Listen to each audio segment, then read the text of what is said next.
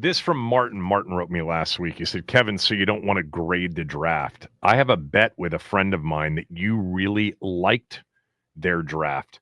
So let's play a hypothetical game. I give you $1,000 to give me an honest grade, and you take the money and give the grade. Please play along.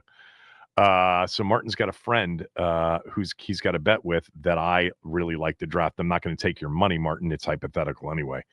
Um, Look, I'm fine with giving a grade on the draft. It's just such an exercise that every year when you see these people, and everybody's got a grade, you just have to understand that they have no idea. It's easy to go back and audit the draft choices per team and to come to, the answer, which is they're wrong essentially 2/3 of the time. The grading on the drafts is probably wrong 2/3 of the time as well.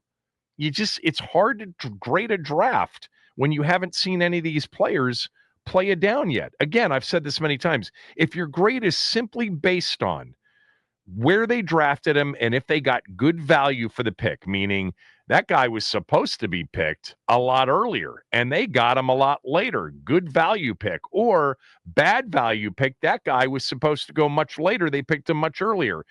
There's not even really in a draft like the one just completed a major consensus on the round equaling the player in terms of what's projected after the first maybe 7 or 8 picks.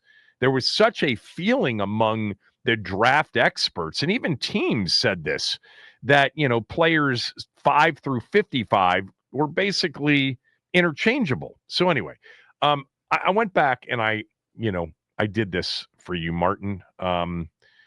So I'm going to do it. And I did it player by player with this understood. Like overall, I love that they invested in Jaden Daniels with a pick in the first round that improves their offensive line, theoretically, investing in the trenches with a player like Connor Lee Jr., investing in a corner in which corners are super important to defensive performance in today's game.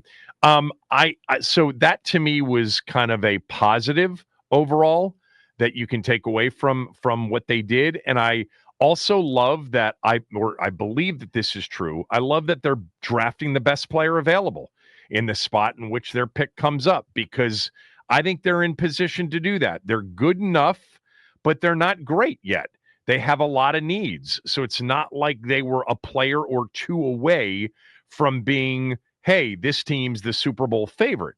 If they get the best pass rusher in the draft, or if they get the best corner in the draft, or if they sign the best running back in the draft. Not true. They had needs at almost every position other than quarterback. So they I think did what they did last year and what they said they would do this year, which I believe in, which is best player available.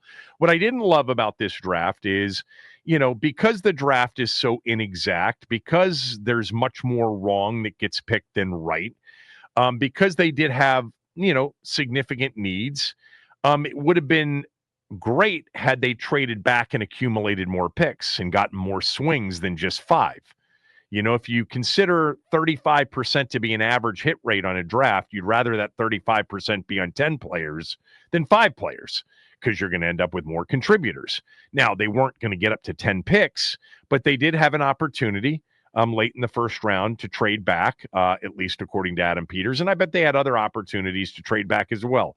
So getting just 5 picks, we knew that going in, we were hoping that they would end up with more, and not getting one of the, I think, significant needs that they have. But what do I know? Because they may feel totally differently about the players that are currently in-house.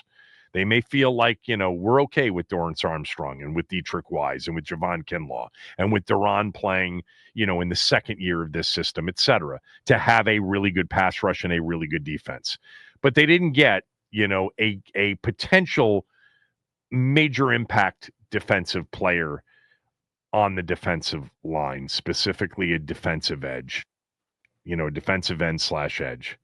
So with that in mind, here are my thoughts on the players, starting with Connerly Jr. Again, love that they're investing in protecting their number one asset, which is Jaden Daniels. I like that they invested in the trenches. I like the athleticism of the player. I like that Cliff Kingsbury wanted him so much. I like that they also filled a need. Yeah, it was very clear with the trade for Laramie Tunsil that they didn't view Brandon Coleman as a starting left tackle.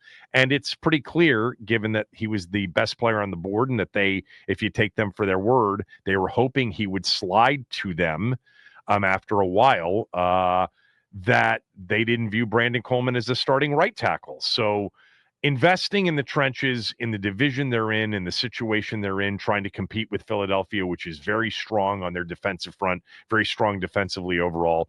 The athleticism of this potential player, the fact that they picked him before all of the highly rated offensive linemen were gone. The Simmons went to Kansas City at the end. By the way, I did see that video of Howie Roseman looking to trade up in that first round with Washington. If you haven't seen that video, do you have that sound? I'm curious. I didn't ask you before the show, Max. I can get it in a matter of like 30 seconds.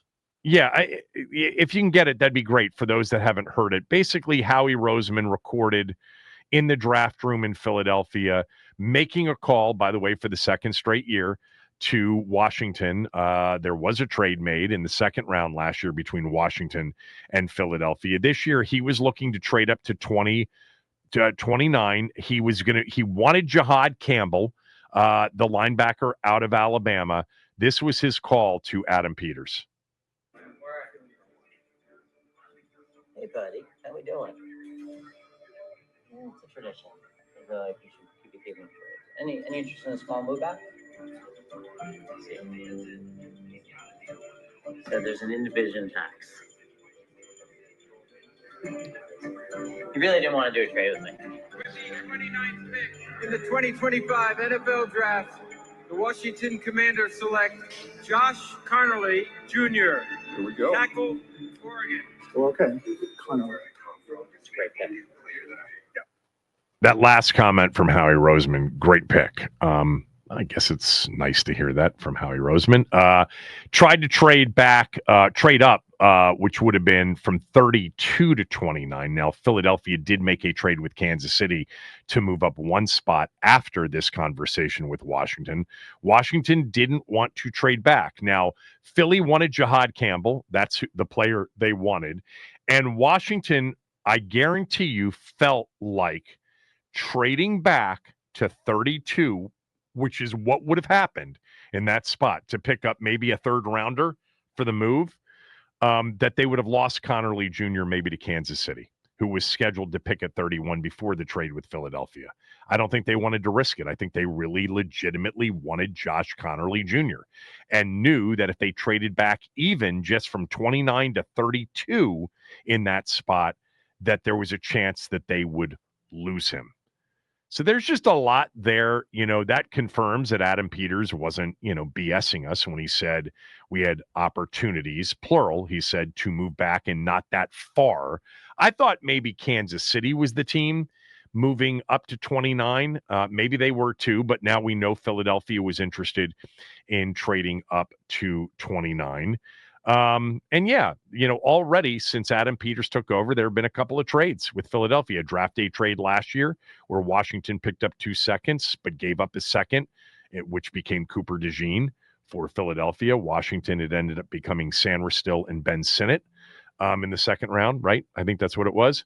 And then obviously Washington traded Jahan Dotson to Philly as well during training camp. But I think Washington didn't trade back because they were fearful of losing Connerly Jr. So anyway, back to the grading of the draft. I like that Connerly Jr. was picked by Washington. I think I like the player. I admit, offensive line, very tough for most fans to really and truly evaluate.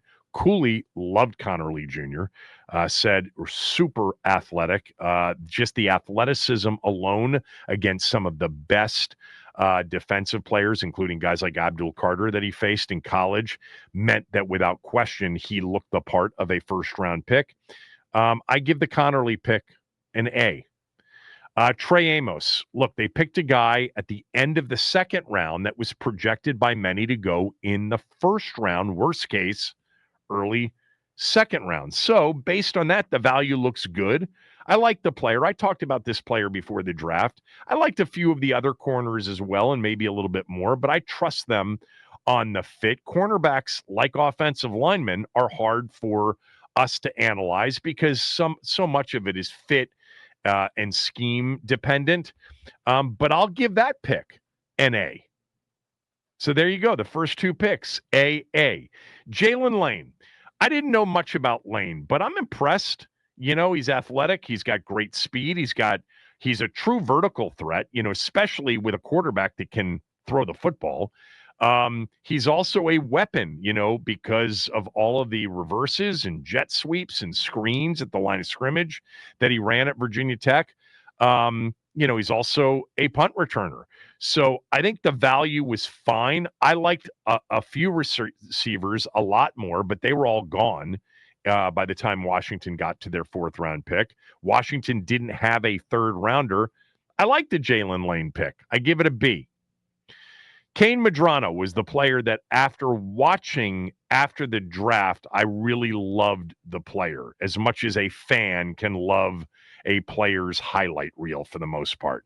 The value in the sixth round, you know, based on kind of a back of the envelope consensus before the draft, the value was fine. I personally don't know what he is. He might be a safety. He actually has the build of more of a safety, but he played a lot of linebacker. I love the athleticism. I love the, you know, relative athletic scores of this draft. That should have been something I also mentioned as kind of an overview, big takeaway. In that I do like that they certainly have this idea that they want more athleticism, more team speed. And I thought team speed was something they needed to improve here in the offseason anyway.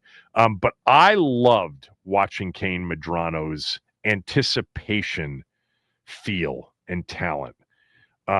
He did have some issues with tackling at times and missed tackles, sometimes overplaying the anticipation, being there, but maybe a bit too early.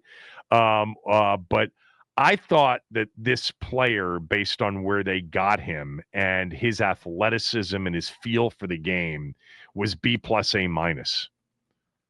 So far, I like all the players.